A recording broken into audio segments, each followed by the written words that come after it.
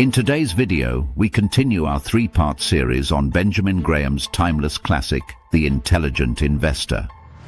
In part 1, we explored Graham's key ideas, the difference between investing and speculation, and how to approach markets with discipline. Today, in part 2, we'll dive deeper into Graham's strategies for both defensive and enterprising investors, and we'll bring in a uniquely Canadian perspective, looking at how these lessons apply to our own financial landscape here in Canada. By the end of this video, you'll see how Graham's advice, though written over 70 years ago, is still deeply relevant for Canadians navigating today's markets. Let's begin with one of Graham's most important distinctions, the defensive versus the enterprising investor. Graham understood that not all investors are the same. Some prefer safety, stability, and minimal effort, while others are willing to put in extra work and take calculated risks to pursue higher returns. For Graham, the defensive investor is focused on preservation of capital, while the enterprising investor is willing to put in time and effort to uncover undervalued opportunities.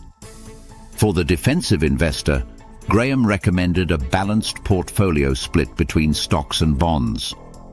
His famous guideline was a 50-50 allocation, though he allowed adjustments anywhere from 75% to 25% to 25-75, depending on market conditions.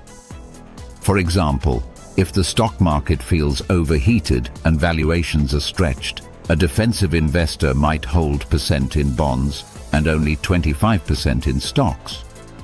On the flip side, if the market crashes and stocks become cheap, they might shift closer to 75% stocks and 25% bonds. The key idea here is flexibility within a disciplined framework. So, what does that look like for Canadians? Historically, safe bonds for US investors might include US Treasuries. But here in Canada, defensive investors can lean on Government of Canada bonds, provincial bonds, or GICs, guaranteed investment certificates, which function as a very safe option for capital preservation. While GIC rates are not always exciting, they are predictable, secure, and especially useful for investors who want peace of mind. Now, when it comes to the stock portion of the portfolio, Graham's advice was clear: stick with large, established, dividend-paying companies. And this is where Canada has a real advantage. Our market might not be as broad as the US, but we have some incredibly stable blue-chip companies that fit Graham's definition of defensive stocks. The Canadian banks, the Big Five of RBC, TD, Scotiabank, BMO, and CIBC, have a long history of stability and consistent dividends. They are tightly regulated, highly capitalized, and deeply entrenched in our financial system. Graham himself would likely have appreciated the way these institutions combine resilience with shareholder rewards. Beyond banks, Canadian defensive investors might also consider utilities like Fortis or Emera, which have delivered reliable dividend growth for decades. Telecom giants like Bell, Rogers, and TELUS also fall into this category, providing essential services and stable cash flows. These are companies that Canadians use every single day, and in Graham's eyes, businesses tied to essential services often offer the kind of consistency that defensive investors need. Now, Graham also laid out a checklist for choosing defensive stocks. He emphasized criteria such as adequate company size, strong financial condition, consistent dividend history, and reasonable valuation. These principles can easily be applied when looking at Canadian blue chips. Take Fortis, for example. It has paid dividends for nearly half a century without interruption, and it operates in a sector that is practically recession-proof. People will always need electricity. Similarly, TD Bank and RBC have weathered financial crises, while continuing to reward investors with dividends. By sticking to these types of businesses, defensive investors can sleep at night knowing their capital is working for them without being exposed to excessive risk. But what if you want more than safety?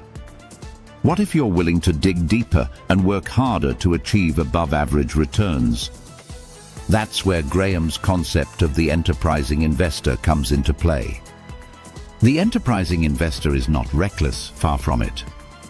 They simply put in more effort, researching companies in depth, analyzing financial statements, and identifying mispriced stocks.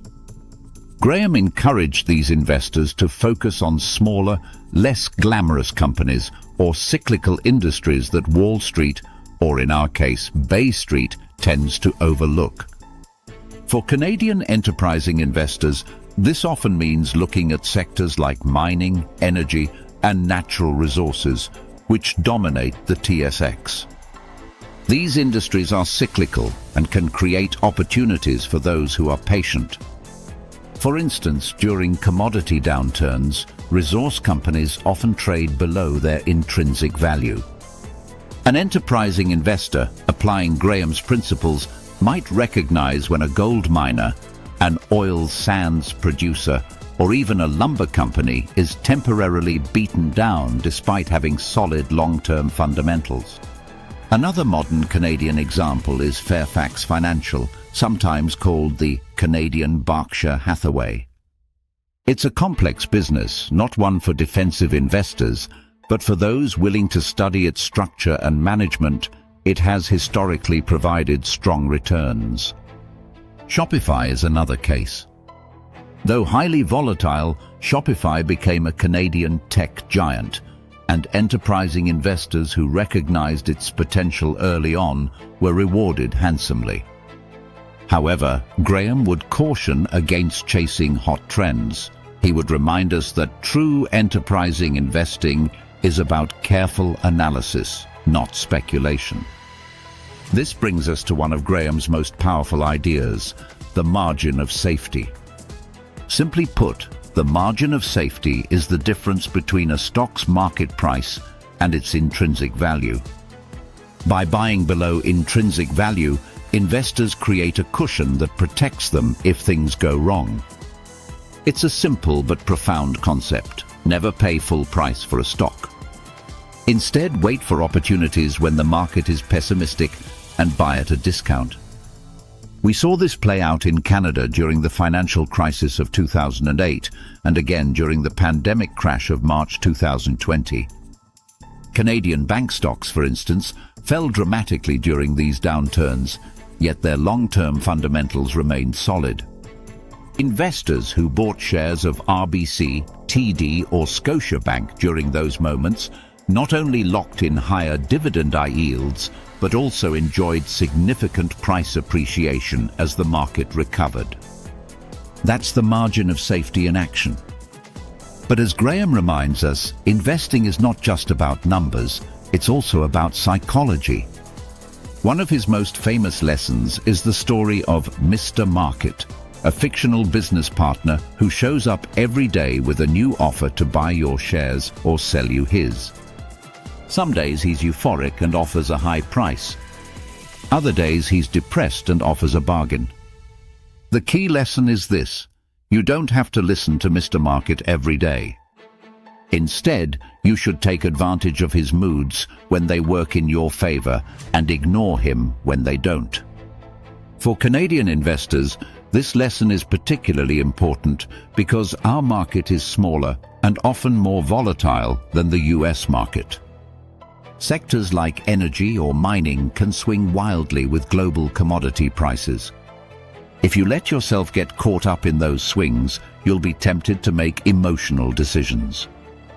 But if you adopt Graham's mindset, you'll stay grounded, focusing on fundamentals and waiting patiently for opportunities. To wrap up part 2, let's recap. Graham taught us that there are two main types of investors: defensive, who prioritize safety and stability, and enterprising, who seek undervalued opportunities through research and effort.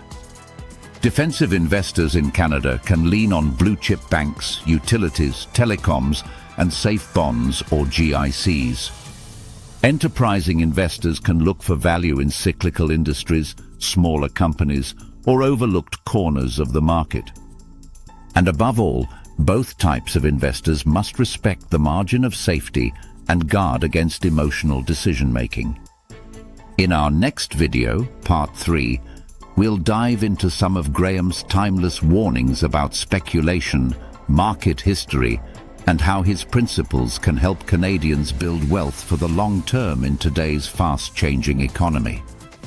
If you found this video helpful, don't forget to subscribe to Magister Factotum and hit the notification bell so you never miss a future episode. And if you've read The Intelligent Investor yourself, I'd love to hear your thoughts. Drop a comment below about how you've applied Graham's ideas in your own investing journey.